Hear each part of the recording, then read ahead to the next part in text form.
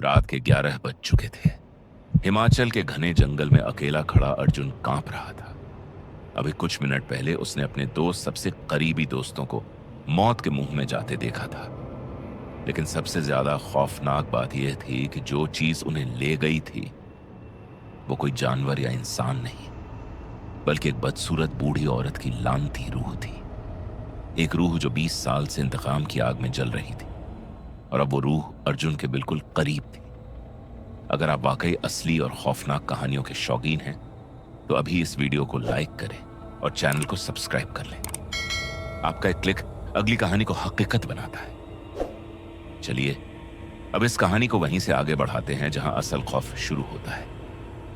मनाली के एक मशहूर प्राइवेट स्कूल के तालिबे इल्म बहुत परजोश थे। उनकी 3 रोजा कैंपिंग ट्रिप का ऐलान हो चुका था। अर्जुन, दिवांश और कार्तिक तीनों 11वीं क्लास के तालिबे इल्म थे और बचपन से साथ थे। तीनों में एक पुराना मुआहिदा था कि जब भी कोई स्कूल ट्रिप होगी तो वो कुछ न कुछ ऐसा करेंगे जो बाकी बच्चों ने कभी न किया हो। जुमे की सुबह 8 बजे सब तालिबे इल्म और टीचर्स 3 बसों में बैठकर रवाना हुए। मंजिल थी कुल्लू, मनाली से तकरीबन 60 किलोमीटर दूर एक पहाड़ी इलाका जहां कैंपिंग साइट थी। दोपहर तक सफर बहुत अच्छा रहा। बच्चे गाने गा रहे थे, तस्वीरें खींच रहे थे और मजे कर रहे थे।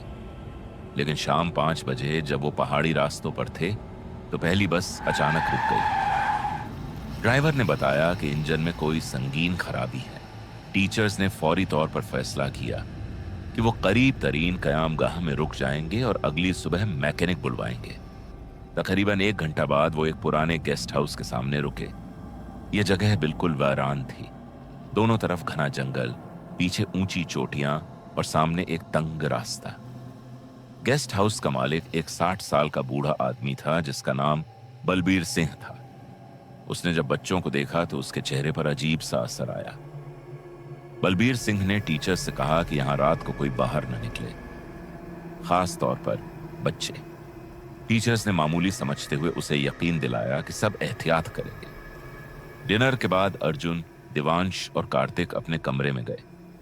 कमरे की खिड़की से बाहर देखा तो तकरीबन 1 किलोमीटर दूर एक चमकती हुई झील नजर आई। चांद की रोशनी में वो झील जन्नत का मंजर लग रही थी।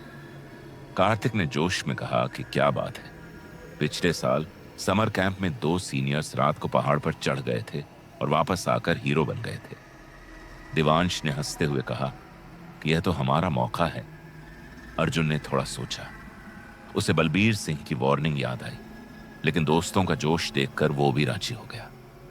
तीनों ने प्लान बनाया कि रात 12 बजे जब सब सो जाएं तो वो चुपके से निकलेंगे, झील तक जाएंगे, सेल्फी लेंगे और वापस आ जाएंगे। रात 12:15 हुए थे जब तीनों ने पिछले दरवाजे से बाहर कदम रखा।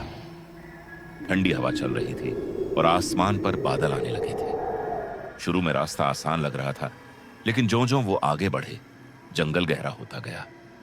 बड़े बड़े दरख्त, झाड़ियां और अंधेरा। 45 मिनट बीत गए लेकिन झील अब भी दूर लग रही थी। तीनों को पसीना आ रहा था और ठंड भी महसूस हो रही थी। अर्जुन ने अपना फोन चेक किया, कोई नेटवर्क नहीं था। दिवांश ने घबराते हुए कहा कि शायद उन्हें वापस जाना चाहिए। कार्तिक भी मुत्तफिक हो गया। तीनों ने वापसी का रास्ता तलाश करना शुरू किया, लेकिन चंद मिनट बाद जब अर्जुन और दिवांश ने पीछे मुड़ा तो कार्तिक गायब था। अर्जुन ने आवाज दी, कार्तिक, कार्तिक। कोई जवाब नहीं आया। तभी उन्हें दाएं तरफ से तेज कदमों की आवाज आई, जैसे कोई भाग रहा हो। दोनों ने उस आवाज की तरफ भागना शुरू किया। जंगल में अंधेरा इतना गहरा था कि फोन की टॉर्च भी काफी नहीं थी। आवाज तकरीबन 2 मिनट चली और फिर अचानक रुक गई। अब खामोशी थी, बिल्कुल अजीब खामोशी। तभी एक नई आवाज आई, कोई जमीन खोद रहा था। दोनों आहिस्ता आहिस्ता उस तरफ बढ़े। झाड़ियों के पीछे से झांका तो मंजर देखकर उनके पैर जम गए। कार्तिक अपने नंगे हाथों से जमीन को कुरेदे जा रहा था। उसके हाथों से खून बह रहा था, लेकिन उसे कोई फर्क नहीं पड़ रहा था। दिवांश ने लरजती आवाज में कार्तिक को पुकारा। कार्तिक ने मुड़कर देखा। उसका चेहरा बिल्कुल बेजान था और आंखों की जगह सिर्फ स्याह गड्ढे थे। अर्जुन आगे बढ़ा और हिम्मत करके कार्तिक के कंधे पर हाथ रखा। जैसे ही उसने छुआ, कार्तिक ने खौफनाक चीख मारी और अर्जुन को इतने जोर से धक्का दिया कि वो 5 फुट दूर जाकर एक दरख्त से टकराया। अर्जुन के सर से खून बहने लगा। दिवांश भागकर उसके पास गया। इसी दौरान कार्तिक को तशन्नुज के दौरे पड़ने लगे। उसका जिस्म हिलने लगा और फिर वो बेहोश होकर गिर गया। दिवांश ने कार्तिक को थपकियां देना शुरू की। आहिस्ता आहिस्ता कार्तिक की आंखें खुली। उसकी आंखें वापस नॉर्मल थीं। कार्तिक ने अर्जुन की तरफ देखा और खौफ से चीखा, अर्जुन से दूर रहो, वो अब अर्जुन नहीं है। दिवांश ने मुड़कर देखा। अर्जुन सर नीचे किए बैठा था। जब उसने अपना चेहरा उठाया तो दिवांश की सांस रुक गई। अर्जुन की आंखें भी स्याह गड्ढों में तब्दील हो चुकी थी। इससे पहले कि कुछ हो पाता, अर्जुन उठा और तेजी से जंगल की गहराई में भागने लगा। कार्तिक ने घबराते हुए कहा कि उन्हें अर्जुन का पीछा करना होगा। वो खुद नहीं है। दोनों अर्जुन के पीछे भागे। तकरीबन 10 मिनट भागने के बाद वो एक अजीब जगह पर पहुंचे। सामने एक 2 मंजिला टूटा फूटा मकान था। उसकी दीवारें मिट्टी से ढकी हुई थीं, खिड़कियां टूटी हुई थीं और दरवाजा आधा खुला था। मकान को देखकर ऐसा लग रहा था जैसे यहां कई दहाइयों से कोई नहीं आया। कार्तिक ने कहा कि हमें अंदर नहीं जाना चाहिए, लेकिन दिवांश ने कहा कि अर्जुन अंदर गया है, हम उसे यहां नहीं छोड़ सकते। दोनों ने हिम्मत करके अंदर कदम रखा। अंदर का मंजर और भी डरावना था। हर तरफ मकड़ी के चाले, टूटा हुआ फर्नीचर और दीवारों पर अजीब निशानात। वो सीढ़ियों की तरफ बढ़े। लकड़ी की सीढ़ियां चरमराती हुई आवाजें निकाल रही थीं। ऊपर पहुंचकर जो मंजर उन्होंने देखा वो उनकी जिंदगी का सबसे खौफनाक लम्हा था। अर्जुन हवा में लटका हुआ था। उसके पैर जमीन से 2 फुट ऊपर थे और सामने एक बूढ़ी औरत खड़ी थी। उस औरत का चेहरा नाकाबिले बयान था। जली हुई जल्द, बिखरे हुए सफेद बाल और आंखों की जगह स्याह सुराख। वो औरत कुछ बड़बड़ा रही थी जो किसी जबान में नहीं बल्कि अजीब आवाजों में था।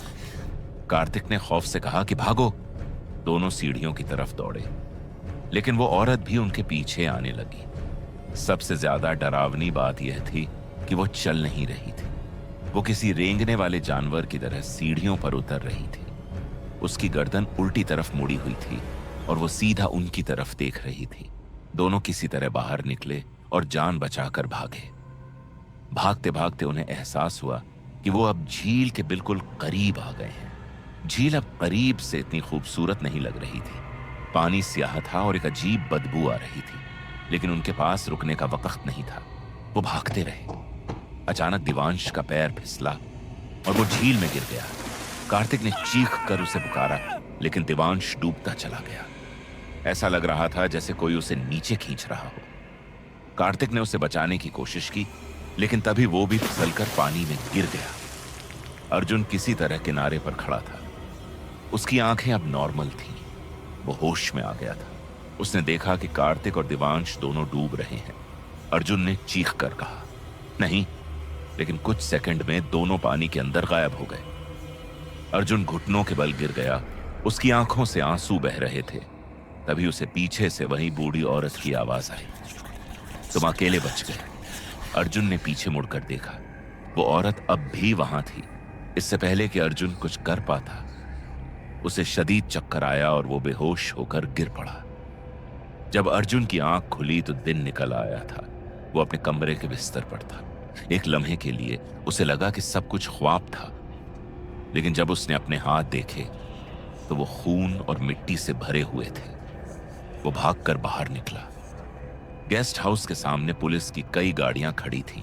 जमीन पर 2 लाशें सफेद चादरों में ढकी हुई थी। एक पुलिस वाले ने अर्जुन को देखा और उसकी तरफ आया, तुम ठीक हो बच्चे?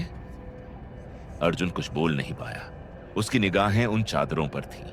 पुलिस ने इब्तिदाई तहकीकात में इसे हादसाती मौत करार दिया। दोनों बच्चे झील में डूब गए थे, लेकिन बलबीर सिंह जानता था कि यह कोई हादसा नहीं था। उसने अर्जुन को एक तरफ बुलाया और आहिस्ता से कहा कि 20 साल पहले इस जंगल में एक बूढ़ी औरत रहती थी। उसका नाम शांति देवी था। वो एक अकेली बेवा थी जो अपने छोटे से घर में रहती थी। एक रात करीब के गांव के कुछ लालची लोगों ने उसकी जमीन हथियाने के लिए उस पर हमला किया।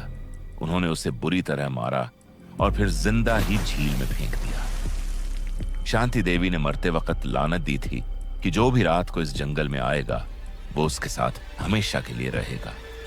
उस दिन से कोई भी सूरज ढलने के बाद यहां नहीं आता। अर्जुन की आंखों से मुसलसल आंसू बह रहे थे।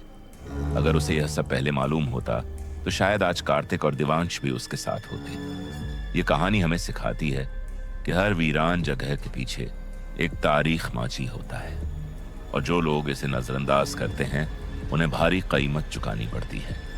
अगर ये कहानी आपको आखिर तक बांधे रख सकी है तो अभी सब्सक्राइब करें, क्योंकि अगली वीडियो पहले से ज्यादा खौफनाक है। बेल आइकन दबाना मत भूलें। अगली बार तक महफूज रहें और याद रखें कि कुछ जगहों पर रात के बाद कभी नहीं जाना चाहिए।